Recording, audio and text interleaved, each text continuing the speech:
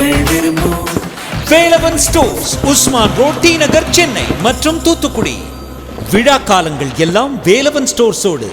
நீங்க சந்திக்க போதுதான் இப்போ வந்து கூட்டணி சமன்களை போட்டு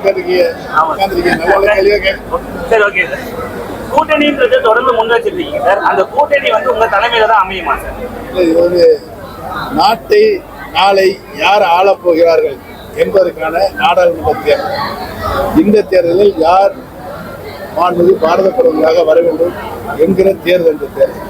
ஆக இந்த தேர்தல் மாண்புமிகு பாரத பிரதமராக 10 ஆண்டு காலம் சிறப்பான ஆட்சியை நடத்திய திரு நரேந்திர மோடிஜி அவர்கள்தான் அடுத்து வருகின்ற நாடாளுமன்ற தேர்தல் மூலமாக பாரத பிரதமராக வர வேண்டும் என்ற தேர்தல் தான் இந்த தேர்தல்.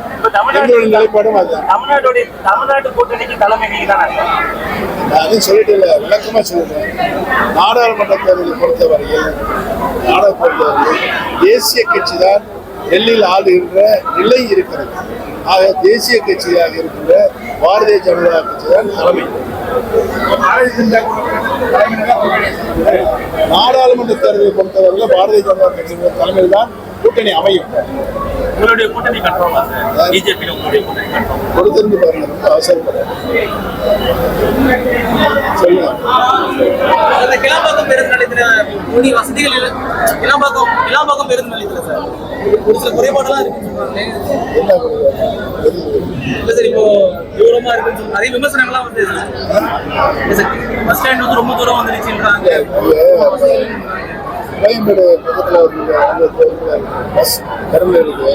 ரொம்ப கூட்ட நெரிசலாக இருக்குது. நிறைய ஆம்பளை பஸ்ஸாக மக்கள் நிறைய கிளாம்பாக்கத்தில் இந்த தென் மாவட்ட மக்களுக்காக இந்த கிளாம்பாக்கம் பேருந்து நிலையம் நம்முடைய ஆட்சியில் இங்கே வழங்கப்பட்டு கிட்டத்தட்ட ஒரு 90% பணிகள் முடிக்கப்பட்ட நிலையில் தான் ஆட்சி மாற்றம் ஏற்பட்டது.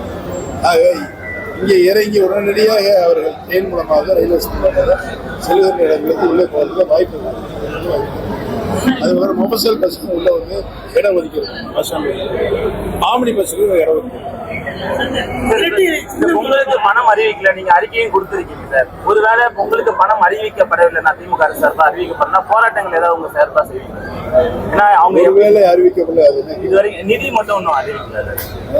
உறுதியாக நாங்கள் கோரிய நிதி பொங்கல் தொகுப்பிற்கு வழங்க வேண்டும் என்பதனால் எங்கள் கோரிக்கை. அதை கொடுக்கின்ற வரையில் எங்களுக்கு கோரிக்கை வலுவாக இருந்தது. இப்போ கடந்த முறை வந்து பாத்தீங்கன்னா அமமுக பொதுச் செயலாளர் டிடிவி தினகரன் அவர்கள் என்ன சொல்லியிருந்தாருன்னா ஸ்லீப்பர் செல்ஸ் இருக்காருன்னு சொல்லிட்டே இருந்தாரு. அவங்க ஸ்லீப்பர் செல்ஸ் நம்ம அதிமுக இருக்காருன்னு சொல்லிட்டே இருந்தாங்க. இப்போ நீங்க என்னன்னா எடப்பாடி ஒரு ரகசியத்தை சொல்லிடுவேன்றீங்க.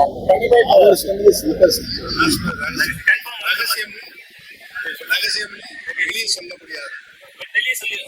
சொல்ல வாய்ப்பு இருக்கா சார்?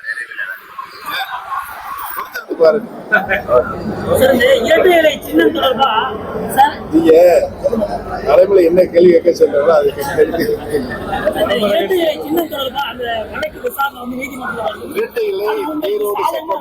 ஈரோடு சட்டமன்ற கிழக்கு தொகுதியில் அந்த இரட்டையிலை சின்னம் எடப்பாடி பழனிசாமி தலைமையாக தற்காலிகமாக தான் கொடுக்கப்பட்டது.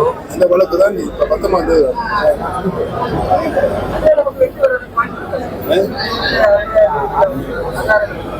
நீதியரசருடைய